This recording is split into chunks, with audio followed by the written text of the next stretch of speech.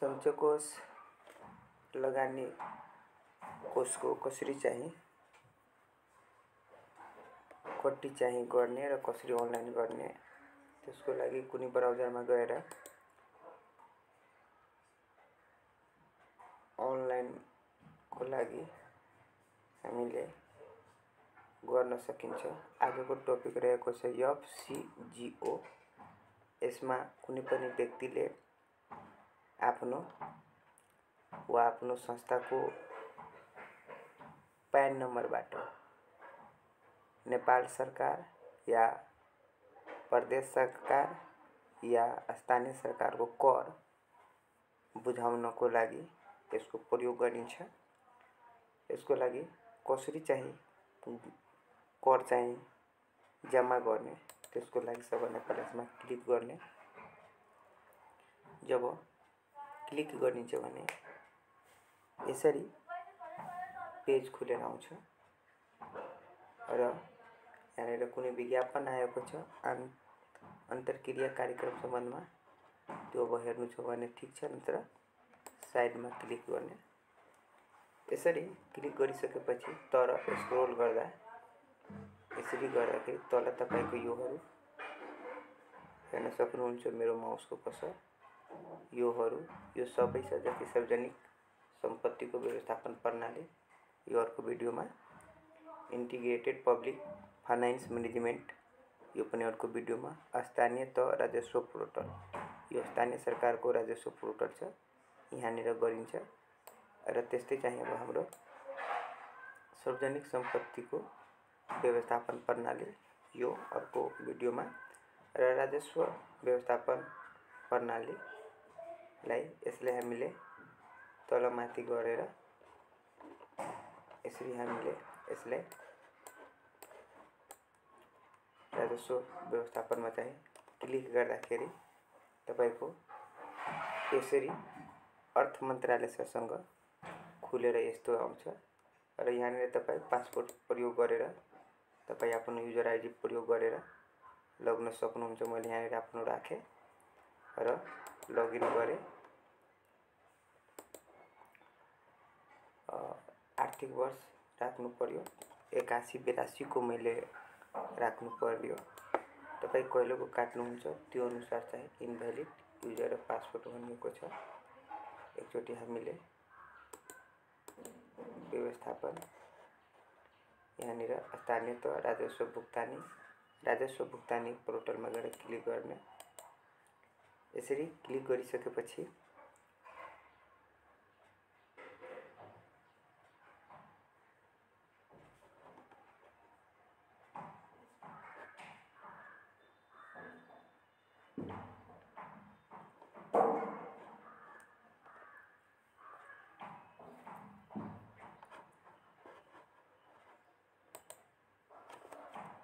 केही बेर मैले स्किप गरिदिन्छु।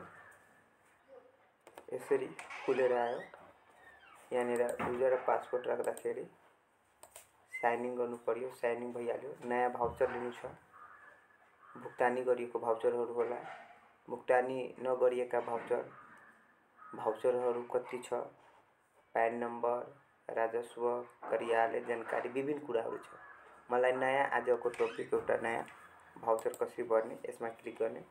कुन सरकारको गर्ने, सङ्घ सरकारको गर्ने हो कि प्रदेश सरकारको? मैले सङ्घ सरकारको लागि गरिरहेको छु। सबभन्दा पहिला यसमा छान्नुपर्छ तपाईँ कुन जिल्लाबाट गर्दै हुनुहुन्छ।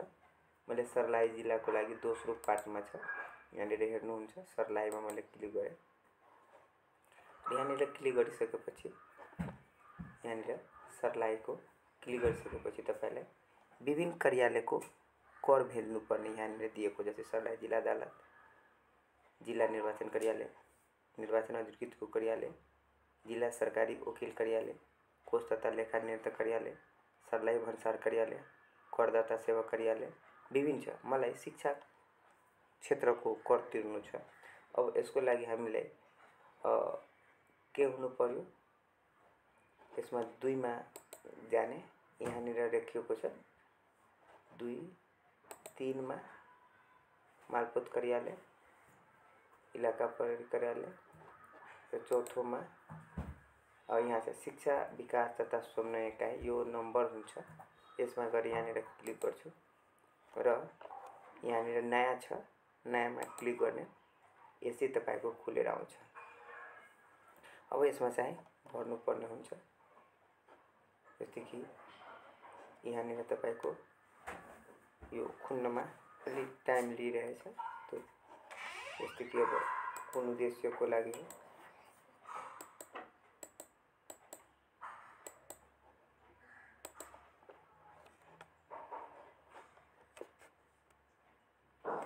त्यसपछि चाहिँ यसमा तपाईको मिति राख्नु पर्दैन, भुक्तानी राख्नु पर्दैन, नाम राख्नु पर्ने हुन्छ, बैंक चाहिँ राख्नु पर्ने हुन्छ, राजस्व। अब यो कुराहरू यसमा चाहिँ प्यान नम्बर राख्दाखेरि हुन्छ। जस्तै कि 1100535222 मैले यहाँनिर बाहिर इन्टर गर्छु अनि त्यसपछि चाहिँ मेरो पुरै नाम आइहाल्यो। यहाँनिर हेर्नुहुन्छ मेरो नाम आइहाल्यो, फोन नम्बर राख्नु छ, राखिदिनु पर्यो र तपाई कुन बैंकमा बुझाउनुहुन्छ, तपाईको चाहिँ राजस्व हैन। त्यसपछि ठेगाना दिनुहुन्छ, ठेगाना चाहिँ मैले राखिदिए, पक्रियो मैले राखे। यो स्टार भएको कार्यालय कुन छ, कुन उद्देश्यको छ हैन, कुन आर्थिक वर्ष के कारणको हो हैन।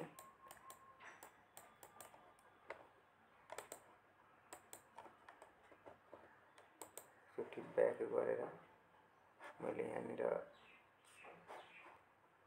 सर्लाहीको चोइस गरेँ। त्यसपछि मलाई चौथोमा गएर मैले शिक्षा समन्वय इकाइ, जिल्ला समन्वय इकाइ हैन, मलाई जिल्ला शिक्षा कार्यालयको जानु पर्ने, यहाँनिर क्लिक गरेँ र त्यसपछि चाहिँ मलाई नयाँ छान्नु पर्यो।